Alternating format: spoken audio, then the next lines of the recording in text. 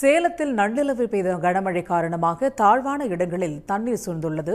இது பற்றிய கூடுதல் தகவலுடன் இணைகிறார் நமது செய்தியாளர் குமரேசன். சேலத்தை பொறுத்தவரை எவ்வளவு சென்டிமீட்டர் மழை பதிவாகியுள்ளது? விவரம் என்ன? அதாவது சேலத்தில் கடந்த சில நாட்களாகவே மாலை நேரங்களில் மழை பெய்வது வழக்கம். அதன் அடிப்படையில் தான் தொடர்ந்து மழை பெய்து வந்தது. ஆனால் நேற்று இரவை பொறுத்தவரை நேற்று இரவு 10 மணிக்கு பிடித்த அந்த மழை என்பது விடிய விடிய கொட்டி தீர்த்தது. ஒரு கனமழையாகவே கொட்டி தீர்த்தது. இதன் காரணமாக சேலத்தில் உள்ள பல்வேறு தாழ்வான பகுதிகளில் தண்ணீர் தேங்கி அது வீடுகளில் புகுந்திருக்கிறது. அதாவது சேலத்தை பொறுத்தவரை 83.4 மில்லிமீட்டர் அளவில் நேற்று இரவு மட்டும் மழை பெய்திருக்கிறது. அதாவது 8 சென்டிமீட்டர் அளவில் மழை பெய்திருக்கிறது. ஏற்காட்டில் 12 சென்டிமீட்டர் அளவில் மழை பெய்திருக்கிறது. இந்த மழையின் காரணமாக சேலம் மாநகர பகுதியில் 40வது கோட்டத்தில் உள்ள பச்சப்பட்டி, அசோக் நகர் பகுதியில் தாழ்வான பகுதிகளில் 200க்கும் மேற்பட்ட வீடுகளில் தண்ணீர் புகுந்திருக்கிறது. குறிப்பாக இந்த பகுதிகளில் நெசவாளர்கள் வசிக்கக்கூடிய பகுதியாகும். இந்த பகுதியில் வீடுகளில் தண்ணீர் புகுந்ததின் காரணமாக அவர்கள் விடிய விடிய தூக்கமின்றி அந்த தண்ணீரை வெளியேற்றக்கூடிய அந்த காட்சியை தான் தற்போது பார்த்துக் கொண்டிருக்கின்றோம். இந்த வீடு முழுவதும் முழங்கால் அளவு தண்ணீர் தேங்கி நிற்கின்றது.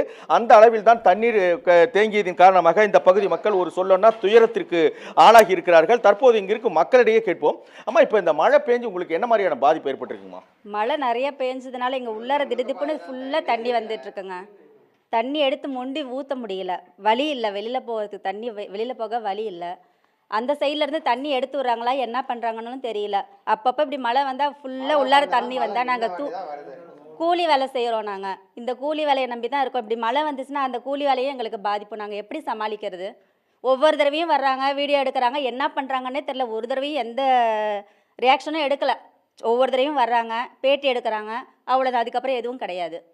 இது வரைக்குமே எதுவும் கிடையாது. குறிப்பாக இந்த பகுதி ஒரு தாழ்வான பகுதி. இந்த பகுதியில் அசோக் நகர் என்று 1, 2, 3 கிராஸ்கள் என பல தெருக்கள் உள்ளன. இந்த பகுதியானது தாழ்வான ஒரு பகுதியாகவும் குமரிகிரி ஏரியை ஒட்டி உள்ள பகுதி என்பதால் மழை பெய்த உடனேயே இந்த பகுதிக்கு தண்ணீர் தேங்கக்கூடிய ஒரு வாய்ப்பு இருக்கிறது. இந்த பகுதியிலிருந்து ராஜவாய்க்கால் என்பது ஆக்கிரமிப்பில் உள்ளதன் காரணமாக தண்ணீர் வெளியேற முடியாத ஒரு சூழல் இருக்குது. அதன் காரணமாக தான் இந்த பகுதியில் தண்ணீர் சூழ்ந்து அந்த தண்ணீரானது, மழை நீரானது வீடுகளில் புகக்கூடிய ஒரு வாய்ப்பு இருக்கின்றது. இந்த பகுதியில் உள்ள நெசவாளர்கள் இதன் காரணமாக கடும் பாதிப்புக்கு ஆளாயிருக்கிறார்கள். எனவே உடனடியாக மாநகராட்சி நிர்வாகம் இந்த தண்ணீரை தேங்காத வண்ணம் நடவடிக்கை எடுக்க வேண்டும் என்ற ஒரு கோரிக்கையை முன்வைத்திருக்கிறார்கள்.